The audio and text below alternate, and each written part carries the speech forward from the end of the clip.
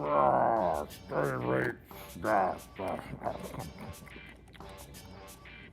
was delicious.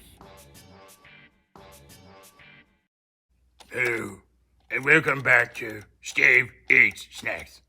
Today, we are talking to Hiccup. Hiccup has invented time travel for doughnuts. It's always a pleasure to be with you, John. And name is Steve. Not John, not Josh, not Rex. Steve. So tell us, how have you done this great thing? Time travel for donuts. We are literally back in the 1960s. Okay, so donuts, 1960s, yep. I'm with you. Good. Anything else about this time travel donut process you might be willing to share? If it's a good thing, you had to say no to. Yes. My, oh my. I would not be saying no to donuts. They are very tasty, yes. So, you have some crazy ideas about time travel, including using nuclear weapons to make donuts. Why do you believe nuclear weapons in the 1960s make the best donuts? Scientific things that back this up, it has been shocking to me.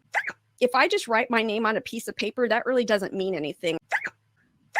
What? That doesn't make any sense. Oh yeah, I guess that doesn't really make sense. Can someone check on Hiccup? I think she may be a cuckoo bird. Let's wrap this up.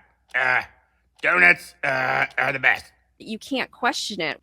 Is everything okay, John? No, you clearly are cracking up like a cuckoo bird egg. Let's ask you this. Are you okay? The answer is no. Okay, so, what do I do with, I always knew when I was growing up what the agenda is. What is the agenda, Hiccup? Female language.